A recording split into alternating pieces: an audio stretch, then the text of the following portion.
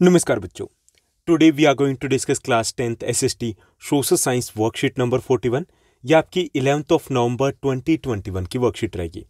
आज की ये हमारी वर्कशीट रिवीजन वर्कशीट रहेगी। इसमें हमने जो कुछ भी पहले किया वैसे सभी चैप्टर्स हम वर्कशीट के थ्रू कर चुके हैं, तो उन्हीं चैप्टर्स को हम रिवाइज करने वाले, क्योंकि आपके टर्म 1 के एग्जाम में वो पास में ही आ चुके हैं।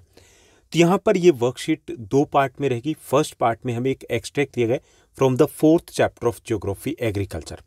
उस एक्सट्रैक्ट को हमें रीड करना और उस पर बेस्ड रहेंगे हमारे फर्स्ट 5 क्वेश्चंस। सेकंड पार्ट में जो नेक्स्ट 5 क्वेश्चंस दिए गए वो हमारे हिस्ट्री, ज्योग्राफी और पोल साइंस के चैप्टर से रिलेटेड रहेंगे। Let's begin. चलिए शुरुआत करते हैं और सबसे पहले हम रीड करते हैं इस एक्सट्रैक्ट को। इस एक्सट्रैक्ट में बात की गई फार्मिंग की, बात की गई प्लांटेशन फार्मिंग की। Plantation is also a type of commercial farming. अब सबसे पहले तो हमें पता होना चाहिए कि कमर्शियल फार्मिंग क्या होती है।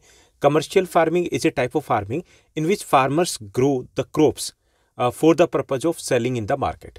यानी जो कमर्शियल फार्मिंग होती है उसमें फार्मर्स जो भी फसलें बोते हैं वो मार्केट के पर्पज से बोते हैं, यानी कि मार्केट में बेचना होता है उनको। ओके, तो उसको बोलते हैं हम कमर्शियल फार्मिंग। और कमर्शियल फार्मिंग का ही एक टाइप होता है प्लांटेशन फार्मिंग। अब प्लांटेशन फार्मिंग के एक तो नॉर्मल से अगर हमें फीचर समझना हो तो इसको प्लांटेशन फार्मिंग इसलिए बोलते हैं कि इसमें प्लांट लगाया जाता है, इसमें सीड नहीं लगाया जाता बल्कि प्लांट लगाया जाता है। लेकिन प्लांट अगर लगाने की बात आए तो प्लांट मतलब पौधा है। पौधा तो चावल का भी लगाया जाता है ना, धान का पौधा लगाया जाता है, उसको रोपा जाता है। तो क्या उसको हम प्लांटेशन फार्मिंग कहेंगे? नहीं कह सकते। तो फिर इसकी डेफिनेशन क्या होगी? तो जो प्लांटेशन फार्मिंग होती है उसमें प्लांट को लगाया जाता है और एक बार लगाने के बाद एटलीस्ट वो मिनिमम 3 ईयर्स तक प्रोडक्शन देना चाहिए। तो ये डेफिनेशन जो भी पूरा करता है उसको हम प्लांटेशन क्रॉप कहेंगे। Okay, so plantation farming is a type of commercial farming. एक टाइप की कमर्शियल फार्मिंग होती है। In this type of farming a single crop is grown on a large area. इसमें एक बड़ा एरिया होता है, उसमें एक ही क्रॉप को, सिंगल क्रॉप को ही ग्रो किया जाता है। कितना बड़ा एरिया हो सकता है? 100 एकड़ के आसपास हो सकता है, 100 एकड़ के आसपास का एरिया हो सकता है, मतलब मिनिमम इतना। उससे ज़्यादा बड़े भी खेत हो सकते हैं।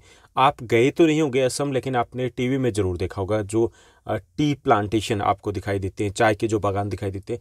तो कितने लंबे एरिया में आपको सिर्फ चाय के बागान ही दिखाई देते हैं। तो वो क्या है? वो प्लांटेशन फार्मिंग होती है। तो इसमें एक बड़ा एरिया होता है जिसमें सिंगल क्रॉप है उसको ग्रो किया जाता है। The plantation has an interface of agriculture and industry. यानी इसको हम यूँ कह सकते हैं कि एग्रीकल्चर और इंडस्ट्री उसके बीच का हिस्सा है। यानी ये सेमी एग्रीकल्चर सेमी इंडस्ट्री भी है, क्योंकि यहाँ पे फार्मिंग तो की जा रही है लेकिन ये जो फार्मिंग है ये इंडस्ट्री से क्लोजली रिलेटेड है। यानी इंडस्ट्री है वो भी यहीं खेतों में ही लगी होती है। Plantation covers large tracts of land using capital intensive inputs with the help of the migrant labours. इसके अलावा अगर हम बात करें कि जो प्लांटेशन है एग्रीकल्चर, उसके फीचर्स क्या है, तो इसके फीचर्स होते हैं we need more land, large area. हमें ज़्यादा ज़मीन की आवश्यकता होती है इसमें। ओके, ज़्यादा समझ गए ना कि एक बहुत बड़ा एरिया जिसके ऊपर एक ही टाइप की क्रॉप को हमें ग्रो करना है, तो ज़्यादा ज़मीन की, ज़्यादा भूमि की, हमें ज़्यादा लैंड की रिक्वायरमेंट होती है इसमें। वी नीड मोर लेबर, हमें ज़्यादा मेहनत की आवश्यकता होती है इसमें। वी नीड मोर कैपिटल, ज़्यादा पैसा लगता है इसमें, ज़्यादा कैपिटल की नीड होती है इसमें। We need more machine and tools, इसमें ज़्यादा मशीन एंड टूल्स की रिक्वायरमेंट होती है। We need more chemicals and fertilisers, उसका यूज ज़्यादा किया जाता है। प्रोडक्शन रिमेन्स हाई, प्रोडक्शन भी ज़्यादा होता है। और सो दैट द प्रॉफिट, और प्रॉफिट भी ज़्यादा होता है। यानी सब कुछ ज़्यादा है। ज़्यादा ज़मीन, ज़्यादा मेहनत चाहिए, ज़्यादा पूंजी चाहिए, ज़्यादा पैसा चाहिए, ज़्यादा मशीनें चाहिए, ज़्यादा केमिकल चाहिए, ज़्यादा प्रोडक्शन होगा, ज़्यादा प्रॉफिट, ज़्यादा लाभ होगा। ओके, तो आसानी से आप बता सकते हो कि ये है क्या। ठीक, तो फीचर्स आप आसानी से लिख सकते हो कि प्लांटेशन फार्मिंग है। इसमें क्या होता है कि it covers the large tracts of land and using the capital intensive inputs and with the help of the migrant labours. यानी जब ज़्यादा मेहनत चाहिए, ज़्यादा श्रमिक चाहिए, तो आमतौर पे उन एरियो में प्रेफरेंस दी जाती है जहाँ पर पॉपुलेशन ज़्यादा हो, क्योंकि जहाँ पॉपुलेशन थोड़ी ज़्यादा होगी तो वहाँ पर लेबर वर्कर्स ईजिली अवेलेबल होते हैं। All the produce is used as a raw material in the respective industries. और इसमें जितना भी प्रोडक्शन होता है वो as a raw material use किया जाता है जो उसी से रिलेटेड इंडस्ट्रीज होती है। और जनरली जो इंडस्ट्री है वो वहीं पर आसपास ही सेटअप की जाती है। In India tea, coffee, rubber, sugar cane, banana, these are the important plantation crops. India की बात करें तो टी, कॉफ़ी, चाय, कॉफ़ी हो गया, रबर हो गया, शुगर केन, बनाना, ये क्या, ये हमारी इंपॉर्टेंट प्लांटेशन क्रॉप्स है। Tea in Assam and north Bengal. Tea की बात करें तो 53% जो टी है वो प्रोड्यूस की जाती है असम में। ओके, और 24% टी है वो प्रोड्यूस की जाती है नॉर्दर्न पार्ट ऑफ बंगाल में। बंगाल में दार्जिलिंग है जहाँ की जो ग्रीन टी है बहुत फेमस है, काफ़ी एक्सपेंसिव होती है, 4000 to 4500 रुपीज़ पर केजी के आसपास होती है, लेकिन बहुत ज़्यादा फेमस है वो। ओके, तो यहाँ पर टी है, उसका मेन प्रोड्यूसिंग स्टेट असम है, उसके बाद नॉर्थ बंगाल यानी बंगाल आ जाता है। कॉफ़ी कर्नाटका में पैदा की जाती है, यानी कि ये दो इम्पोर्टेंट स्टेट्स है जहाँ पर प्लांटेशन फार्मिंग की जाती है। Since the production is mainly for the market, a well developed network of transport communication connecting the plantation areas processing industries market plays an important role in the development of plantation. क्योंकि ये market based farming होती है तो इसमें transport की बहुत ज़्यादा need होती है, कम्युनिकेशन सिस्टम वो स्ट्रॉन्ग होना चाहिए, साथ साथ पास में ही इंडस्ट्रीज होनी चाहिए, और मार्केट भी अगर पास में हो तो प्रॉफिट और ज़्यादा बढ़ जाता है। तो ये रिक्वायरमेंट होती है इस प्लांटेशन फार्मिंग की। ओके, तो ये था हमारा एक्सट्रैक्ट। अब इसी पर बेस्ड है कुछ इजी क्वेश्चंस, चलिए उनको सॉल्व करते हैं। तो यहाँ पर हमें फर्स्ट क्वेश्चन दिया गया है। फर्स्ट हमारा क्वेश्चन रहेगा, विच among the following statement is true about plantation. इनमें से कौन सी स्टेटमेंट है जो प्लांटेशन के रिगार्डिंग सही करेक्ट है। ओके, फर्स्ट है it is a type of commercial farming, true है, बिल्कुल सही है। सेकेंड है it plays an interface between the agriculture and industry, यानी एग्रीकल्चर और इंडस्ट्री उसके बीच में कड़ी का काम करते हैं, बिल्कुल करेक्ट है ये।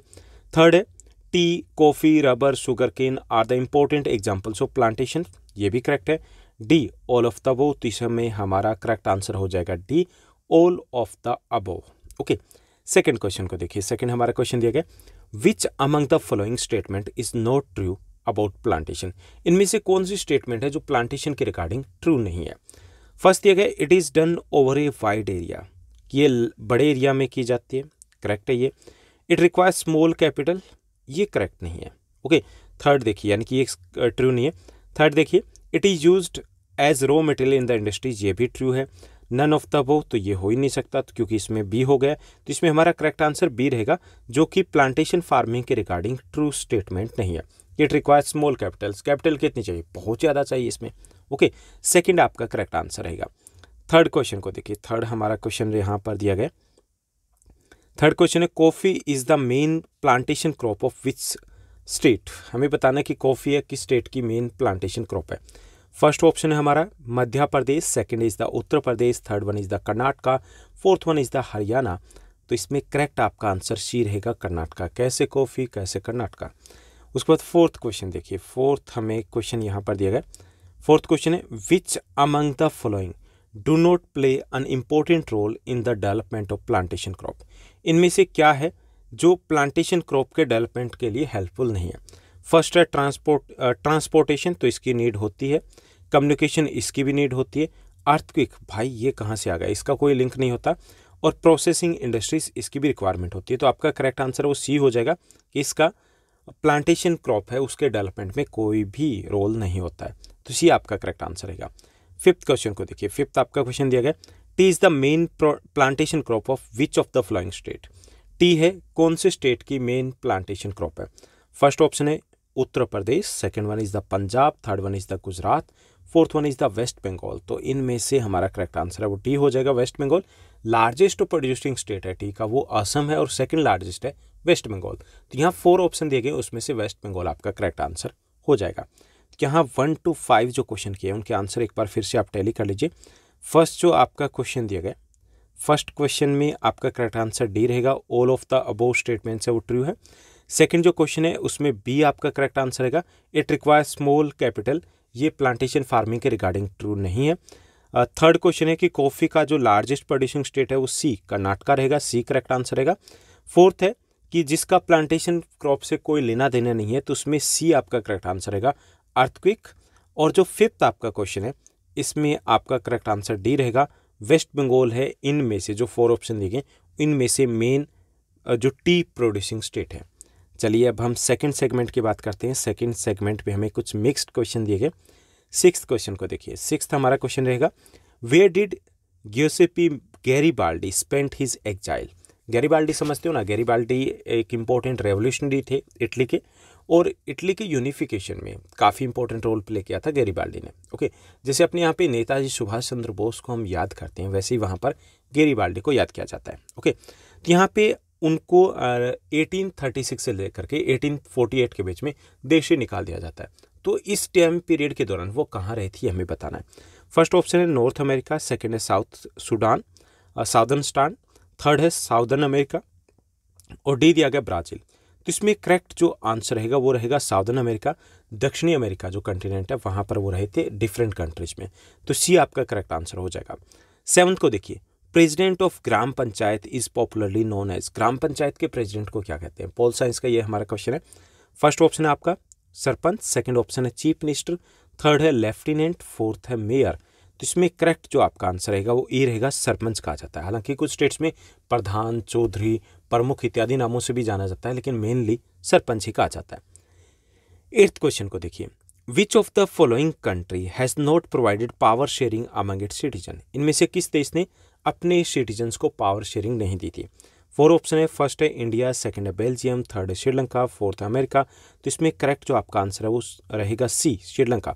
श्रीलंका में पावर शेयरिंग नहीं की गई थी। जो तमिल्स थे उनको इक्वल राइट्स नहीं दिए गए थे। 9th को देखिए, which can make laws on subject mention in the concurrent list in India. India की जो कंकरेंट लिस्ट है उस पर कानून कौन बना सकता है? ओके, फर्स्ट ऑप्शन है सेंट्रल गवर्नमेंट, सेकंड ऑप्शन है स्टेट गवर्नमेंट, थर्ड ऑप्शन है लोकल गवर्नमेंट, फोर्थ ऑप्शन है नन ऑफ द वो। तो देखिए हमारे जो कॉन्स्टिट्यूशन में बेसिकली 3 लिस्ट थी। यूनियन लिस्ट है, उसके ऊपर सेंट्रल गवर्नमेंट कानून बना सकती है, सेंट्रल गवर्नमेंट, एस नहीं बल्कि सी से होगा। उसके बाद स्टेट लिस्ट है, उसके ऊपर स्टेट गवर्नमेंट है वो कानून बना सकती है। कंकरेंट लिस्ट है, उस पर स्टेट और सेंट्रल गवर्नमेंट दोनों ही कानून बना सकते हैं। ओके, तो यहाँ पे कोई ऐसा ऑप्शन है? कोई भी ऑप्शन नहीं है, यानी कि इसमें नन ऑफ द अबव हम करेंगे। ओके, डी के साथ जाएंगे, क्योंकि ना तो हम सेंट्रल गवर्नमेंट अकेला चूज कर सकते हैं, ना ही हम बी कर सकते, नहीं हम सी कर सकते। या तो आप नन ऑफ द अबव कीजिए, या फिर यहाँ पे डी ऑप्शन को अलग से लिख दीजिए कि both state and both A and B. Okay, तब आपका करेक्ट आंसर हो जाएगा। ठीक, उसके बाद 10th क्वेश्चन को देखिए, इन विच कंट्री झूम फार्मिंग नोन एज मसोले। झूम फार्मिंग किस कंट्री में, किस रीजन में मसोले के नाम से जाना जाता है? फर्स्ट ऑप्शन है ब्राज़ील, सेकंड ऑप्शन है अमेरिका, थर्ड ऑप्शन है सेंट्रल अफ्रीका, फोर्थ है मैक्सिको। तो इसमें करेक्ट जो आपका आंसर है वो सी रहेगा, सेंट्रल अफ्रीका। सेंट्रल अफ्रीका में जायरे बेसिन है, उसके आसपास का इलाका, वहाँ पर मसोले कहा जाता है। तो सी आपका करेक्ट आंसर यहाँ पर रहेगा। तो ये थी हमारी आज की वर्कशीट जो काफ़ी ईजी थी, इंटरेस्टिंग थी। आई होप सब कुछ आपको अच्छे से समझ में आया होगा। अगर आपको ये वीडियो, ये वर्कशीट अच्छी लगी तो इस वर्कशीट को लाइक और शेयर जरूर कीजिएगा। और हाँ, क्लास 10th की कंप्लीट सोशल साइंस डिटेल में चैप्टर्स भी हो चुके हैं, MCQs भी आ चुके हैं, तो हमने कवर कर लिया ऑलरेडी। तो अगर आपने उन वीडियोज़ को नहीं देखा तो आपको प्लेलिस्ट में जाना है, क्लास 10th सोशल साइंस का जीनियस बैच है वो सर्च कीजिएगा, सारे वीडियोज़ आप वहाँ से एक्सेस कर सकते हो। Thank you, bye bye, have a nice day.